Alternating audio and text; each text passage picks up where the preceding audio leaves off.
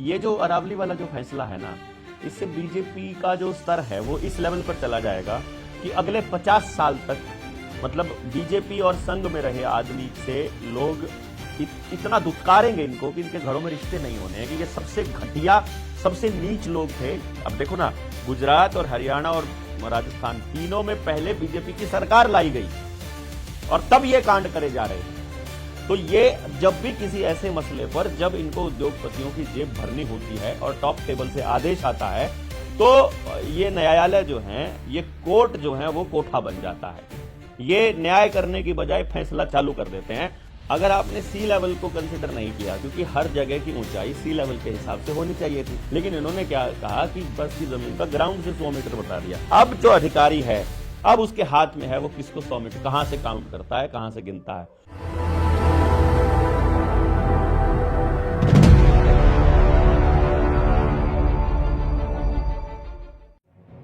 Doctor साहब राम राम।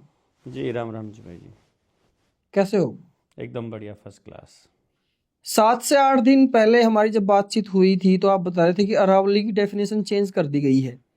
और उस समय ये मुद्दा मैंने बड़ा लाइटली लिया क्योंकि इस पे चर्चा नहीं थी पूरे भारत के अंदर कहीं भी। और आज मैं देख रहा हूँ जिस तरीके से चर्चा छिड़ी हुई है और जो बिल पारित हुआ है आपकी बार, जो शीतकालीन सत्र था सेंटर का, तो कैसे क्या देखते हो, क्या होगा अगर अरावली की पहाड़ियां नहीं रहेंगी और डेफिनेशन कैसे चेंज हुई है उसके मामले में पूरा बताओ एक बार।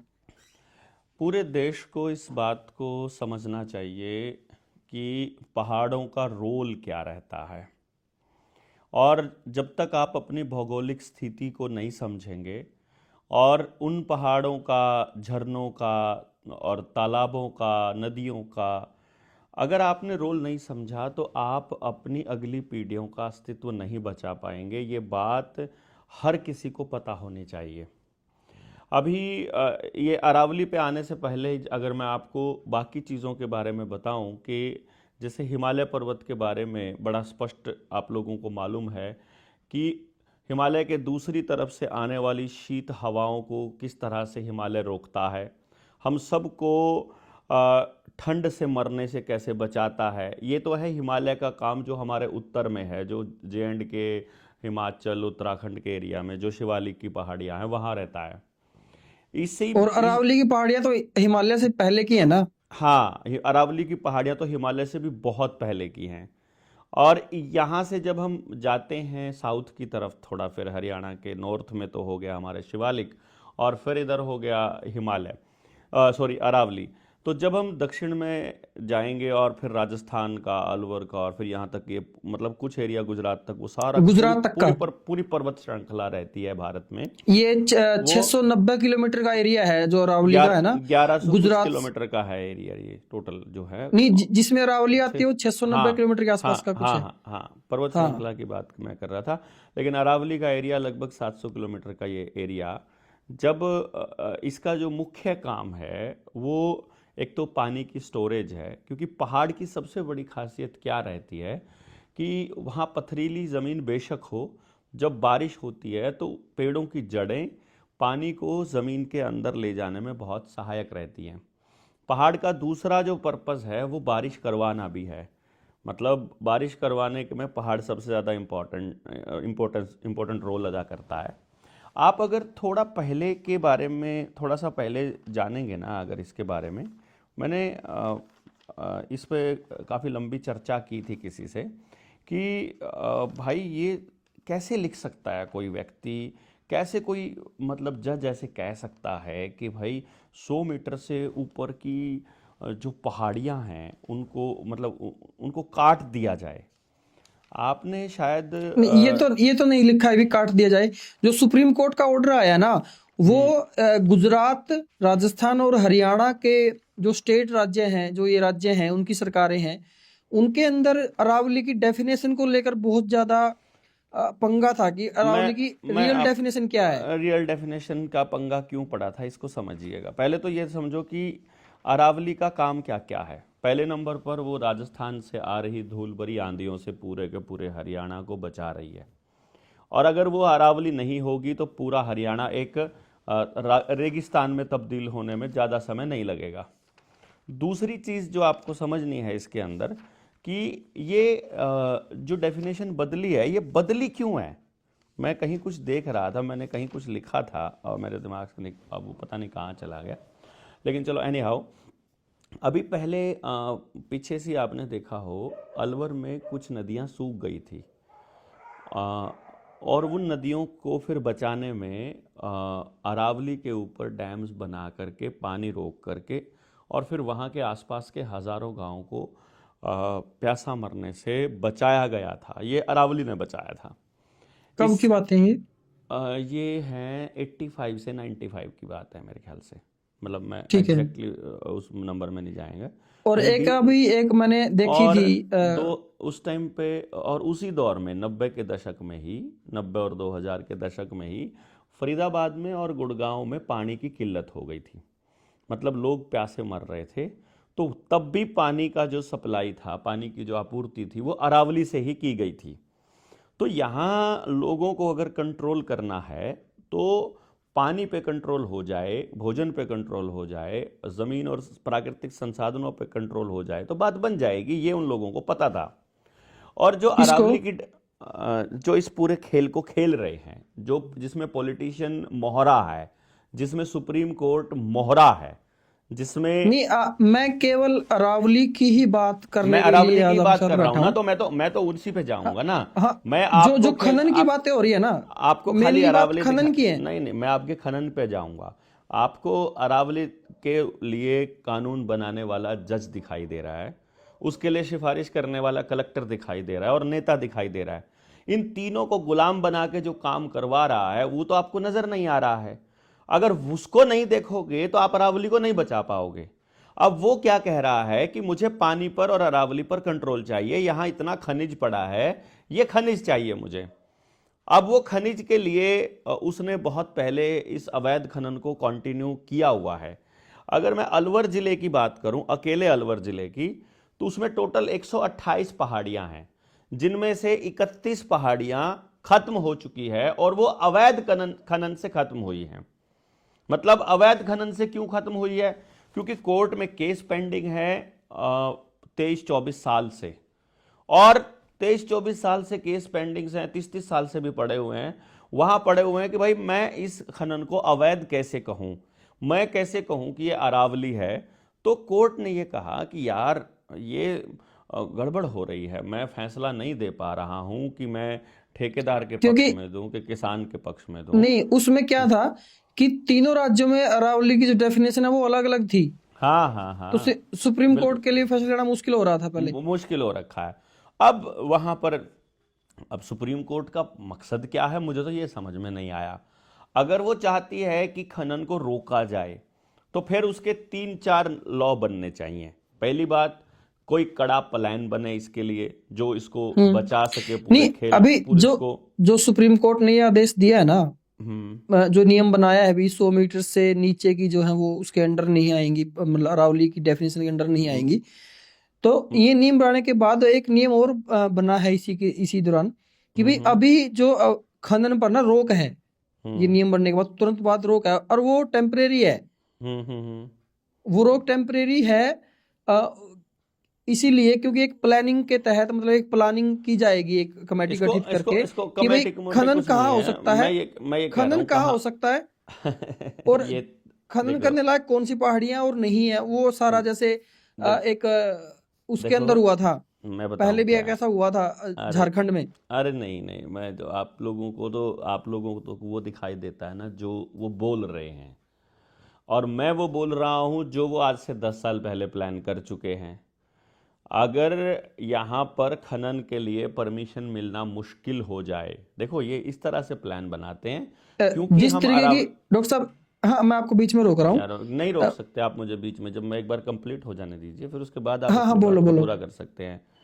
अगर बिल्कुल। वो अगर वो वाकई में रोकना चाहते हैं अरावली के सत्यानाश को, कोर्ट हो चाहे सरकार हो या कोई भी अधिकारी हो, तो उन लोगों को ये चाहिए असलियत में तो कि वो ऐसे कानून बनाएं जिसमें उद्योगपतियों के लिए खनन मुश्किल हो। बल्कि वहाँ पर खनन वो करते कैसे हैं, इसको आप छोटा सा एग्जाम्पल दे के देखेंगे। हमारे यहाँ डाडम वाला पहाड़ बोलते हैं तो शाम में भिवानी जिले के अंदर ना, और डाडमवाड़ा पहाड़ से वहां के आसपास के कम से कम 100 गांव का व्यापार, रोजगार और घर चलते थे, परिवार चलते थे। तो वहां किस तरीके उन्होंने, से चलते थे? वहाँ पहाड़ से जो खनन होता था ना, तो वो हाथ की चक्की बनाते थे, पत्थर के वो औजार बनाते थे, पत्थर के वो जो सिलबट्टा बनाना हो गया, ओखड़ी हो गया, कुंडियाँ हो गई, वो सब बनाते होते थे वो लोग। और पुश्तैनी काम करने वाले लोग थे वो लोग। अब उन्होंने देखा कि यार ये इतनी ज़बरदस्त जगह पर है, इतने गजब के पत्थर हैं, और मतलब ऐसे ही ले जाते हैं लोग बाग। तो उन्होंने वहाँ के खनन को मुश्किल बना दिया। मुश्किल बना करके, वो मुश्किल केवल और केवल जनता के लिए मुश्किल था वो, और वो फिर उद्योगपतियों के लिए आसान हो गया। तो वहां अब ट्रक, पत्थर, एक्सीडेंट, धूल, टूटे हुए रोड के अलावा कुछ नहीं बचा, और आसपास के लोगों का रोजगार खत्म हो गया। अगर ही वो अरावली के लिए भी इसी तरह से बनाएंगे, जो आप कह रहे थे कि आने वाले टाइम में वो लोग जो कमेटी बनाएंगे, वो कानून केवल जनता के लिए मुश्किल होगा। वहाँ जनता के ऊपर मुकदमे ज़्यादा होंगे, और उद्योगपतियों के ऊपर, बड़ी बड़ी फर्मों के ऊपर उनको बकायदा लाइसेंस दिया जाएगा लूट का। और वहाँ जो वसूली होगी वो कुछ और होगी, और जो जमा होगा मतलब ट्रेजरी में, वो अलग होगा। और रिश्वतखोरी और अवैध खनन से जो घर भरेंगे उनके, वो अलग होंगे। और जो 100 मीटर वाला प्रोपेगेंडा है, इसको सिर्फ इतना समझिए, अगर आपने सी लेवल को कंसिडर नहीं किया है, इन्होंने क्या बिल्कुल कहा, बिल्कुल एग्जैक्ट, मैं भी वही पहुंच रहा था। मैं कह रहा था कि आप भी वहीं जाएंगे, क्योंकि आप जब आप लोगों को समझाने के लिए जाएंगे, तो हमें कोई बात खत्म करने की जल्दी नहीं है। जिन लोगों को समझना है वो समझेंगे। अगर आपने सी लेवल को कंसिडर नहीं किया, क्योंकि हर जगह की ऊंचाई सी लेवल के हिसाब से होनी चाहिए थी, लेकिन इन्होंने क्या कहा कि ग्राउंड आसपास से, की जमीन को लेवल बना दिया। हाँ, उन्होंने आसपास की जमीन का ग्राउंड से 100 मीटर बता दिया। अब जो अधिकारी है, अब उसके हाथ में है वो किसको 100 मीटर कहां से काउंट करता है, कहां से गिनता है। तो ये जो लाइसेंस राज को जो इतना मजबूत किया जा रहा है, और जो उद्योगपतियों के लिए सारा खेल रचा जा रहा है, इस खेल को आप सब लोगों को समझना पड़ेगा बेसिकली। क्योंकि ये अभी अभी तो अरावली आई है, अभी आपके गांव के जोहड़ में जो पैसा लगाया है इन्होंने, वो जो निर्मल सरोवर योजना के तहत, उस पर भी कब्जा होना है।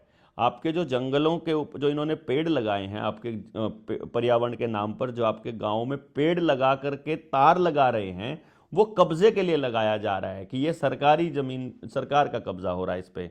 जो सामुदायिक केंद्र बनाए जा रहे हैं, जो अस्पताल बनाए जा रहे हैं, जो दूसरी चीज़ें बनाई जा रही हैं, वो तमाम चीज़ें जो हैं वो सिर्फ एक ही चीज़ के लिए है कि वो ज़मीनों पर कब्जा करना है।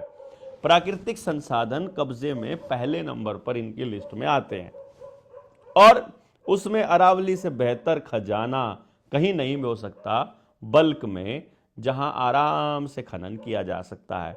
झारखंड हो गया, छत्तीसगढ़ हो गया, जम्मू कश्मीर हो गया, आपका हिमाचल हो गया, जाकर देखिए, मतलब उत्तराखंड देखिए, हर जगह तबाही मची हुई है पूरे देश और पूरी दुनिया में मची हुई है ये। जी, अब आप बोलिए। इसके बारे में जब मैं पढ़ रहा था, अरावली के बारे में, भाई इसको बचाने का तरीका क्या हो सकता है, मान लो अरावली को बचाने का। जी। तो जो हमारे पूर्वोत्तर वाले राज्य हैं, जैसे मिजोरम है, मणिपुर है, उनके अंदर शेड्यूल 6 लागू है।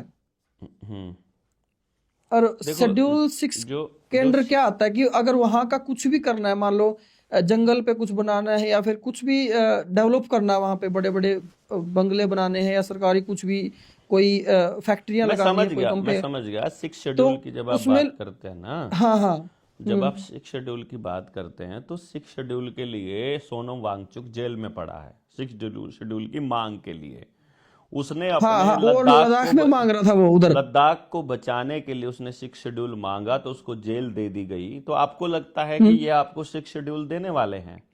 वो आपकी मांग को मान लेंगे, लेकिन 6 शेड्यूल तो अभी नहीं देंगे। 6 शेड्यूल ये तब आएगा जब हम गांव को भी 6 शेड्यूल में ले जाएंगे, क्योंकि आने वाले टाइम में जनता एक्चुअली सरकार मोर्चा जो काम एक्चुअली कर है रहा क्या है 6 ना, शेड्यूल की अगर रियल डेफिनेशन देखें तो क्या है? 6 शेड्यूल क्या है? ये आरक्षित क्षेत्र है जिसमें सरकार की दखलंदाजी, मतलब विधानसभा और लोकसभा की दखलंदाजी नहीं हो सकती। असल सरकार ही वहां निर्णय ले सकती है, और असल सरकार ग्राम सभा है। तो ग्राम सभा की परमिशन के बिना वहां कोई नहीं जा सकता, और ये बात आदिवासियों को पता है। तो आदिवासी सरकार के किसी भी अधिकारी को वहां एंटर करने नहीं देते। तो उनको नक्सली बनाया जाता है। मतलब जैसे उनको क्या उधर करता है, मणिपुर देखिए, मिजोरम के अंदर उधर है जो। हाँ हाँ, वो नक्सलवाद नहीं था वहां, असल में एक भी आदमी नक्सली नहीं था। उन्होंने क्या किया, जो पुलिस वाले जिस तरह से सबूत प्लांट करते हैं और ये सुरक्षा बल वाले, वहां वो लोग अपने खेतों को बचाने के लिए अपनी लाठियों से मतलब रक्षा कर रहे थे, निहत्थे होकर, मतलब लाठियों से नहीं, मतलब निहत्थे ही। तो उनके ऊपर गोलीबारी करके उनके हाथ में एक एक बंदूक पकड़ा दी गई कि ये बंदूक वाले हैं और इनसे लड़ने के लिए हमको बंदूक चाहिए। जैसे इसी खेल को समझने के लिए आपको जवाहर बाग का कांड देखना पड़ेगा, 2016 का जवाहर बाग। आपने सुना भी नहीं होगा मेरे ख्याल से।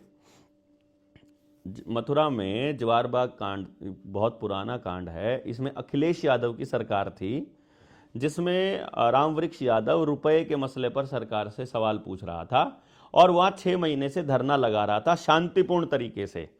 तो सरकार ने जब देखा कि ये नहीं उठ रहे हैं, तो किसी ने कोर्ट के अंदर जो है अर्जी डलवाई अपने ही आदमी से, सरकार ने ही, और वहाँ कोर्ट ने ये कहा कि जगह को खाली कराओ, हमें नहीं पता कैसे कराना है। तो सरकार के आदेश पर खाली कराने के लिए वहाँ एक ड्यूटी मजिस्ट्रेट की नियुक्ति की गई। भारी पुलिस बल वहां गया और वहां उन्होंने अपने ही इंस्पेक्टर और डीएसपी को गोली मार दी, पुलिस वालों ने। क्योंकि बाद में ये तथ्य सामने आया था कि डीएसपी जो इंस्पेक्टर की, जो सब इंस्पेक्टर की जो मौत हुई थी, वो पुलिस की गोली से हुई थी एक्चुअली। तो असल में उन्होंने क्या किया, अपने ही अफसर को गोली मार के उसके बाद निहत्थे लोगों के ऊपर गोलीबारी कर दी। और वो सारे लोग जो थे, उनमें से 100-150 लोग मर गए थे। बताए थोड़े थे कि 80-90 लोग मरे हैं, ज़्यादा मरे थे। बहुत से लोग अपाहिज हो गए, किसी की टांग कट गई, किसी के बाद में आंखें चली गई, किसी का पता ही नहीं चला, किसी को उठाकर ले गए, वो तो आज तक पता नहीं चला, उनके अंग बेचे कि क्या किया, कुछ नहीं पता चला।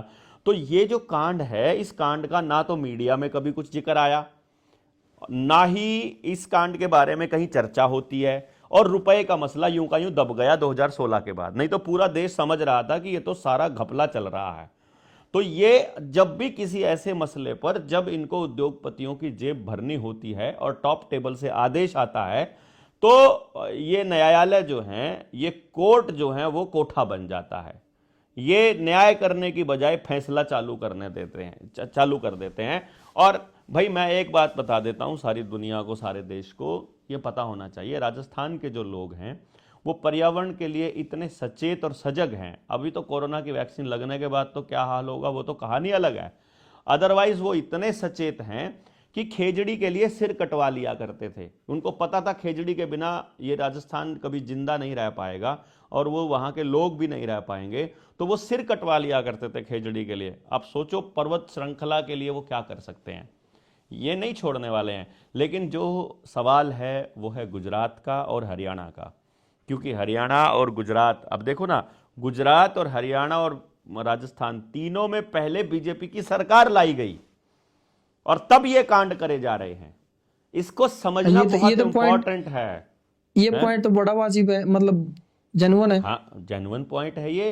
पहले देखो, जहां गुजरात में तो थी ही 2000 के बाद से एक बीजेपी गवर्नमेंट। ये जो काडर बनाना है, यूपीएससी के हैं, अफसर हैं, ये तहसीलदार हैं, ये एसडीएम हैं, ये सारा कचरा इसीलिए ढोया जाता है इधर से उधर। ये जो ट्रांसफर नाम की चीज है, ये इसलिए की जाती है कि जो सबसे घटिया किस्म का आदमी, जो सरकार का पिट्ठू बिकाऊ माल होता है, उसको वहां पोस्टिंग दी जाती है जहां पर लोगों का, गांव का, समाज का, खेतों का, प्राकृतिक संसाधनों का सत्यानाश करना होता है। वहां ऐसे आदमी की पोस्टिंग करी जाती है। और 3 साल का जो क्राइटेरिया है वो इसीलिए रखा गया है कि 3 साल में वो आदमी उस जगह को अपनी मानने लग जाता है, वो सचमुच वहां के लोगों से कनेक्ट हो जाता है, वो कनेक्शन बन गया तो फिर लोगों के काम करने चालू कर देगा। इसलिए 3 साल में तबादला करना जरूरी हो गया उनका।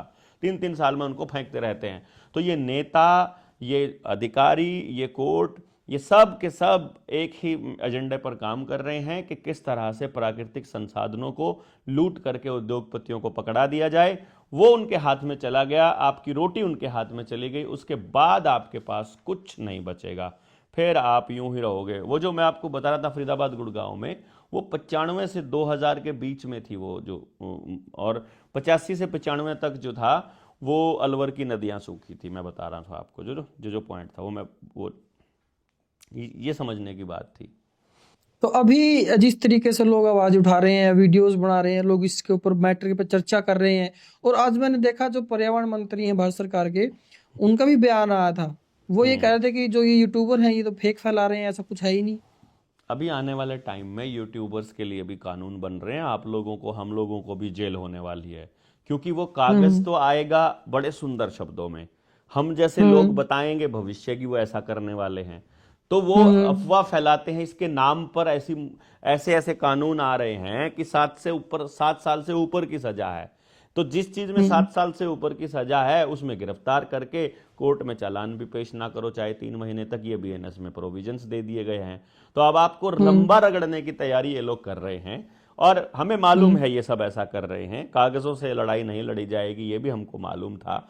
और इसीलिए हम्म। 4 साल से हम लोग केवल सच्चे ईमानदार लोगों को जोड़ने में और इसी काम में लगे हुए थे, और इस सिलसिले में हम्म। तो हम लोगों ने बड़े स्तर पर, बल्कि अभी 1 तारीख से हम लोग पूरे हरियाणा के अंदर जाने के लिए दुब्बरदन माजरा जो झज्जर में है वहाँ इकट्ठा हो रहे हैं। 2 तारीख से हम्म। चरखी दादरी के अंदर प्रोग्राम शुरू करने वाले हैं। बिल्कुल डॉक्टर साहब, एक बात और जानना चाहेंगे आपसे, एक बात और जानना चाहेंगे।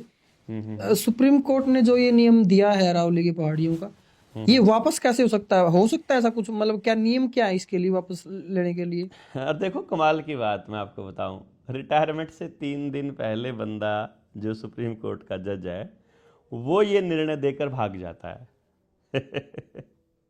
है ना, कितना बड़ा खेल।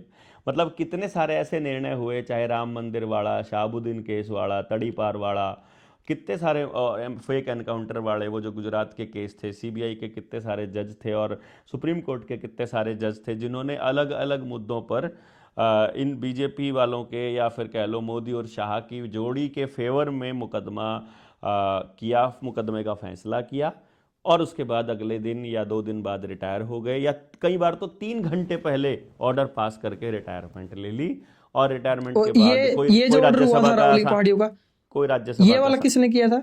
ये 3 दिन पहले ही तो जज ने किया था, जिसने भी किया था रिटायरमेंट से 3 दिन पहले करके, और अब वो निकल उसके बाद चुका जो है। हरियाणा के वो बने हैं वो सुप्रीम कोर्ट के जज? पता नहीं क्या बने हैं, मतलब मैं तो नहीं, हरियाणा में तो हाई कोर्ट है, तो वो तो नहीं, हरियाणा का है वो जो जज बने हैं सुप्रीम कोर्ट के,